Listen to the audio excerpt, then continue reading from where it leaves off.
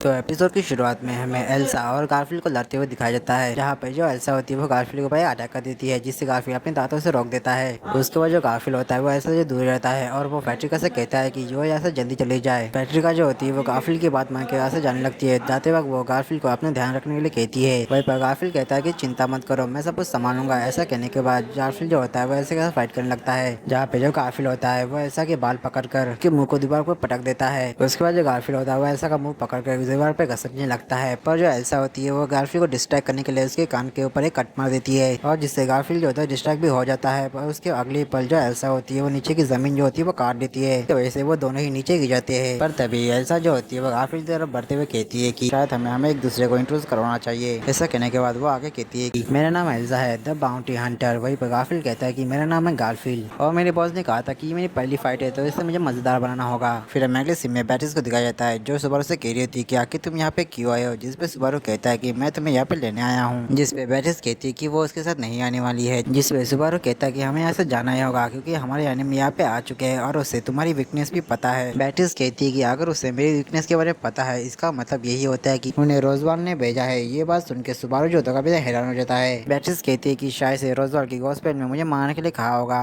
जिस पे सुबारू कहता है कि क्या तुम्हारी बुक में भी वही लिखा है, जिस पे बैटिस मना कर देती है और कहती है कि उसकी बुक तो खाली है। जिस पे सुबारू कहता है कि अगर ऐसी बात है तो तुम अपने बारे में क्यों नहीं सोचती जैसे तुम पहले सोचा करती थी। जिस पे बैटिस कहती है कि मुझे तो याद नहीं कि मैं अपने एनर्जी से कब जी थी, और वैसे भी पहले भी मैं अपने मदर की ही बात माना करती थी, पर अब मुझे उनकी स्माइल भी याद नहीं है और मुझे कभी कभी ऐसा भी लगता है कि आखिर मैं जिंदा भी क्यों हूँ। पर अब मुझे ये जान के काफी तो खुशी मिल रही है कि उस गॉस्पेल में मेरा नाम है, इसका मतलब मदर को मैं याद हूँ। जिस पे सुबारू उससे कहता है कि तुम बहुत बड़ी बेवकूफ हो, तुम 400 सालों से जिंदा हो और तुमने अभी भी वो घिसकता प्रॉमिस रखा है। तुम्हें नहीं लगता कि तुम्हारी मदर ने गलती से तुम्हें ब्लैंक बुक दे दी हो। जिस पे बैटरीज कहती है कि मदर ने उसे कुछ सोच के ही बुक दी होगी। जिस पे सुबारू उसका हाथ पकड़ते हुए कहता है कि कम ऑन बैटरीज, उस बात को 400 साल हो चुके हैं और तुम कब तक अपना प्रॉमिस निभाओगी। जिस पे बैटरीज कहती है कि ये सिर्फ प्रॉमिस नहीं है, ये कॉन्ट्रैक्ट है जिसे मैं तोड़ नहीं सकती। जिस पे सुबारू कहता है कि आखिर ये बात बोल भी कौन रहा है जिसने कॉन्ट्रैक्ट से बचने के लिए अपने को मारने की भी कोशिश की थी। बैटरीज कहती है कि ऐसा नहीं है। जिस पे सुबारू कहता है कि तुम अपने आप को बिना मारे भी इस कॉन्ट्रैक्ट से आजाद हो सकती हो। बैटरीज कहती है कि ये काफी ज्यादा सेल्फी डिसीजन होगा। जिस पे सुबारू कहता है कि अगर मुझे किसी की जान बचाने के लिए अगर मुझे सेल्फिश होना पड़ेगा तो मैं उसके लिए तैयार हूँ। जो बात सुन के बैटरीज कहती है कि रुको, कहीं तुम वही इंसान तो नहीं। जिस पे सुबारू कहता है कि तुम बेवकूफ हो, मैं वो इंसान नहीं हूँ। ये बात सुनते ही बैटरीज जो होती है वो सुबारू को लाइब्रेरी से बाहर फेंक देती है, जहाँ पे सुबारू कहता है कि मेरी पूरी बात तो सुन ली थी। पर तभी वहाँ पे पेट्रा और ऑटो होते हैं, जहाँ पे पेट्रा बताती है कि ये मैना कृष्ण काम नहीं कर रहा। इसका मतलब यही होता है कि यहाँ पे जो महाबीज थे वो अलग है। जो बात सुन के सुबारू का हैरान रहता है, पर तभी उनके नीचे की जो जमीन होती है वो वाइब्रेट होने लगती है। पर तभी वहाँ पे एक धमाका हो जाता है, जिसकी वजह से वो लोग बाहर आ जाते हैं। सुबारू देखता है कि वहाँ पे फैट्रिका होती है, जिसने उसे सही टाइम पे धमाके से बचा लिया। वही फैट्रिका को देख के जो पेट्रा होती है काफी खुश हो जाती है। तभी जो फैट्रिका होती है वो बताती है कि उसने रैम को भी बचा लिया है, जिसके लिए जो सुबारू होता है उसे थैंक्स कहता है। जिस पे फैट्रिका कहती है कि कोई बात नहीं। पर तभी वो लोग देखते हैं कि वहाँ पे एक बड़ा सा महाबीस्ट आ चुका होता है, जो असल में एक बड़ा सा हिप्पो होता है। सुबारू देखता है कि ये असल में मेली होती है, जिसने इन्हें अटैक किया होता है। मेली जो होती है वो पेट्रा से कहती है कि तुम मेरी दोस्त हो, इसलिए मैं तुम्हें अपने हाथों से मारूंगी। पेट्रा कहती है कि अगर हम लोग दोस्त है तो क्यों ना तुम हमें छोड़ दो। जिस पे मेली कहती है कि अच्छा ठीक है, पर तुम्हें मेरे साथ तब तक खेलना पड़ेगा जब तक तुम मर ना जाओ। जो बात सुन के पेट्रा डर जाती है। वही वजह फैट्रिका होती है वो रैम को सुबारू को देती है और वो कहती है कि तुम लोग यहाँ से चले जाओ, मैं इसे संभालती हूँ। वही वजह सुबारू होता है वैसे जाते हुए फैट्रिका से कहता है कि हम लोग रोजवाल के ऑफिस जा रहे हैं, जिससे हम लोग वहाँ से भाग सके। ऐसा कहने के बाद सुबारू और बाकी सब वहाँ से चले जाते हैं, और उनके जाने के बाद जो फैट्रिका होती है वो मेली से कहती है कि तुम्हारा रोजवाल के मेंशन में स्वागत है और अब मैं तुम्हारे अच्छे से खातिरदारी करूंगी। और फिर मैं अगले सीन में दिखाया जाता है कि जो ऑटो होता है वो सुबारू से पूछ रहा होता है कि आखिर हम लोग रोजवाल के ऑफिस क्यों जा रहे हैं। जिसपे सुबारू बताता है कि रोजवाल के ऑफिस में एक सीक्रेट एग्जिट है। पर तभी वो लोग वहाँ पे रुक जाते हैं और वो देखते हैं कि उनके सामने एक बड़ा सा महाबीस्ट होता है, और यही पर हमारा सीन शिफ्ट हो जाता है और हमें दिखाया जाता है कि एमिलिया जब ट्रायल में जाती है तब उसे एक आवाज सुनाई देती है, जो कह रही होती कि एक ऐसा फ्यूचर जिसका तुम सपना देखती थी पर वो तुम्हें कभी मिला नहीं। फिर हमें अगले सीन में दिखाया जाता है कि एमिलिया एक अलग जगह पे होती है, जहाँ पे फॉर्चूना जो होती है उसकी बात सवाल रही होती है। फॉर्चूना कहती है कि क्या हुआ एमिलिया, कुछ बात है क्या। जिसपे एमिलिया कहती है कि नहीं, कुछ भी नहीं। और ये सब होने के बाद जैसे ही जो एमिलिया होती है वो अपने आप को आईने में देखती है तो वो भी हैरान रहती है, पर हमें वो चीज दिखाई नहीं जाती। पर तभी जो डोर होता है वो नॉक होने लगता है। एमिलिया देखती है कि वहाँ पे जूस होता है। एमिलिया कहती है कि जूस तुम यहाँ पे कैसे। पर तभी पीछे से फॉर्चूना कहती है कि चलो हमें पिकनिक के लिए देर हो रही है। पर तभी जो जूस होता है वो फॉर्चूना से कहता है कि फॉर्चूना समा, अगर आप बुरा ना माने तो मैं आपसे कुछ चीज कह सकता हूँ। फॉर्चूना कहती है कि हाँ तुम कह सकते हो। जिस पर जूस कहता है कि मैं असल में ये कहना चाहता हूँ कि आज आप काफी ज्यादा खूबसूरत दिख रही है। जो बात सुन के फॉर्चूना जो होती है वो काफी काफी ज्यादा ब्लश करने लगती है। और फिर हमें अगले सीन में दिखाया जाता है कि वो लोग पिकनिक के लिए जा रहे होते हैं, जहाँ पे जो फॉर्चून होती है काफी ज्यादा गुस्से में होती है। जूस कहता है कि क्या मैंने कुछ गलत कह दिया। एमिलिया कहती है कि नहीं, मदर फॉर्चूना बस शर्मा रही है। पर तभी उसी रास्ते से कुछ लोग जा रहे होते हैं और उन लोगों को देख के कहते हैं कि कितनी प्यारी फैमिली है। फिर हमारा सीन शिपलगे में दिखाया जाता है कि वो अपनी डेस्टिनेशन तक पहुंच चुके होते हैं, जहाँ पे वो लोग अपना खाना खा रहे होते हैं, जहाँ पे जो एमिलिया होती है उसके मुंह पे थोड़ा सा खाना लग चुका होता है, जिस चीज को देख के फॉर्चूना जो होती है उसे साफ कर देती है। और वो उससे कहती है कि एमिलिया तुम बड़ी तो हो गए हो, पर अभी भी तुम्हारे अंदर बचपना गया नहीं है। जिसे देख के जूस कहता है कि आप दोनों काफी ज्यादा क्लोज हो। ये चीज देख के मुझे काफी ज्यादा सुकून मिलता है। और ऐसे ही वो तीनों आपस में काफी ज्यादा मजे कर रहे होते हैं, तभी जो एमिलिया होती है वो खड़ी हो जाती है और वो जूस और फॉर्चूना को हंसते हुए देख के काफी ज्यादा इमोशनल हो जाती है। तभी वो मुड़ती है और वो कहती है कि मुझे माफ करना, मेरी आंखों में वो धूल चली गई थी।